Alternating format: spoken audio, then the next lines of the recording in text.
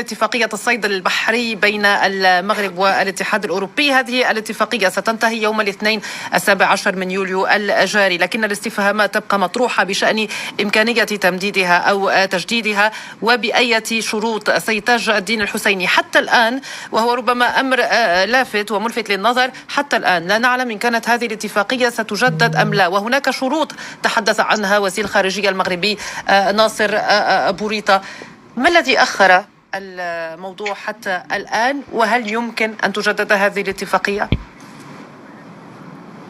أعتقد أنه اليوم هناك مفاوضات جارية بين الطرفين، بل حتى هناك بيان ختامي صدر عن مجموعة البحث التي قامت بها ما يسمى باللجنة المشتركة، التي قامت بتقييم الإنتاجية خلال ال4 سنوات الماضية، ثم بعد ذلك هي الآن بصدد إعداد تغييرات على مستوى مشروع بروتوكول الاتفاق، لأنه علينا أن نميز بين شيئين: اتفاقية العامة للصيد البحري وهي اتفاقية مستمرة في الزمان، بينما البروتوكول هو ذو أجل محدد ينتهي خلال نهاية 4 سنوات،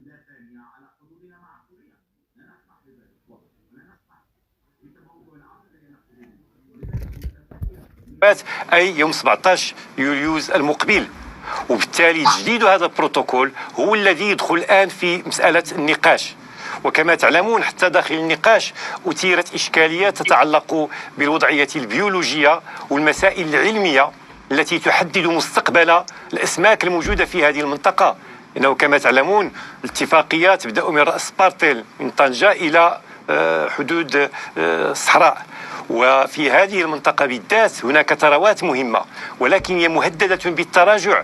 وبالتالي المغرب اليوم أصبح يعتبر أن المسألة القديمة التي تعطي لأكثر من 130 باخرة صيد وجلها إسبانيا الصيد في هذه المناطق دون رقيب أو حسيب، ولكن مقابل مبلغ مالي هزيل، هذا شيء أصبح متجاوز.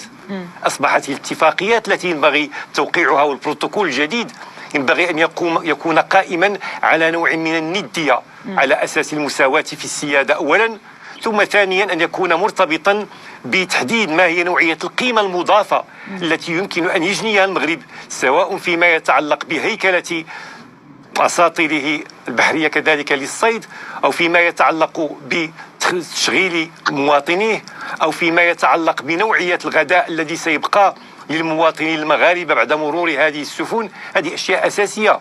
ثم أكثر من هذا يلاحظ أن المغرب أصبحت لديه الآن استراتيجية أولا وطنية وأخرى إفريقية.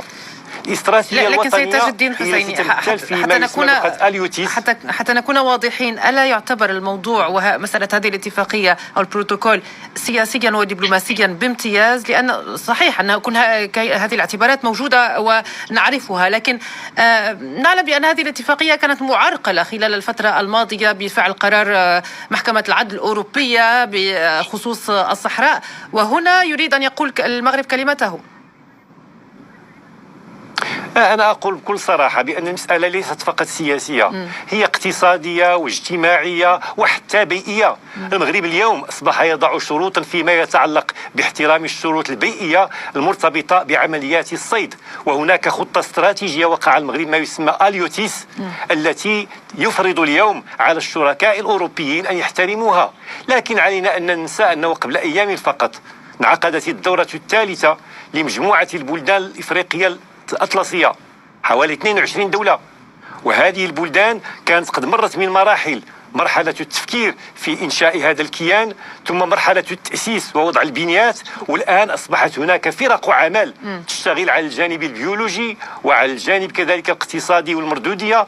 المغرب اليوم يرفع أمام البلدان الإفريقية وأمام بلدان أوروبا شعار المصلحة المتبادلة وشعار رابح رابح، مع تمكين البلدان الإفريقية في حد ذاتها بأن تكون لها إمكانيات الأخرى. اليوم هناك موانئ كبرى تبنى على المحيط الأطلسي بما فيها ميناء الداخلة وموانئ أخرى في السنغال وموريتانيا إلى آخره، وبالتالي هذه البلدان سيكون من حقها أن تستغل ثرواتها بشكل يفوق ذلك الذي يخول لبلدان الاتحاد الأوروبي.